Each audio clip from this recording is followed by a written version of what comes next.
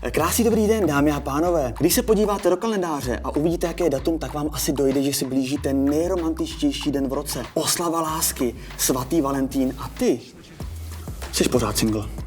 Já vím, je to tak těžký. Swipuješ, když si palec nevykloubíš, lokalitu si zdaleko globální a ani ten věkový range 18 až 100 plus vůbec ničemu nepomohl. Pamatuješ, ale jednou už jsi byl takhle bezoučko.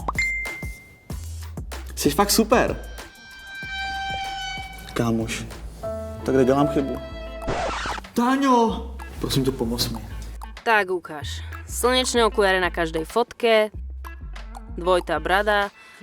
Wow, cestuje, ale so svou ex. Tak to slyšíš? Můžeš být vtipnej, oblíbený v kolektivu, mít charisma, můžeš mít pořádně velký smysl pro humor, ale bez kvalitních fotek je ti to všechno úplně na a tvoje máma se může rozloučit jak s moučatama, tak i se svatbou.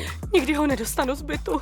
Je na čase to změnit a tomu štěstíčku jít takzvaně naproti. Připrav se a dávej pozor. Tohle je tajemství krále seznamek.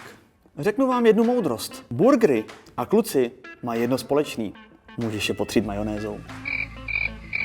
V silně konkurenčním prostředí musí kluk, ale vlastně i burger, zaujmout na první pohled. V Burger Kingu moc dobře vědí, jak to chodí. Ale když je to nejlepší, se skrývá uvnitř. A ty to musíš umět správně prodat. Ptáš se, jak na to? Stačí ti jeden jediný krok.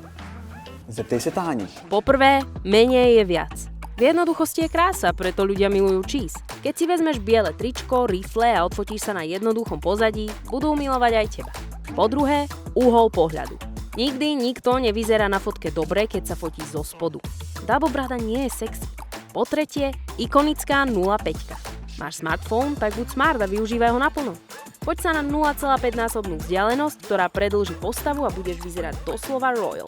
Za štvrté, som ten v strede. Nie, túto hlášku si odpusť. Na dating appku sa nemôžeš fotiť s kamarátmi. Predsa len je ten vpravo možno trochu krajší. Po piaté, vyvoňané fotky. Možno nad tým až tak nepremýšľaš, ale keď je vidieť, že sa o seba staráš, hneď si príťažlivejší. Zrastené obočie a hobitie nechty na nohách sú no-go. Na reprezentatívne fotky sú v Burger Kingu odborníci. A bonusový lifehack? Určitě se nefoť s rybou, ani se dvěma, ani s rybím burgerem, který už konec konců zrušili. Věřím a pevně doufám, že jsme ti pomohli a že na Valentína konečně nebudeš sám. Pro další tipy sleduj Burger King na Instagramu. Paca pusu.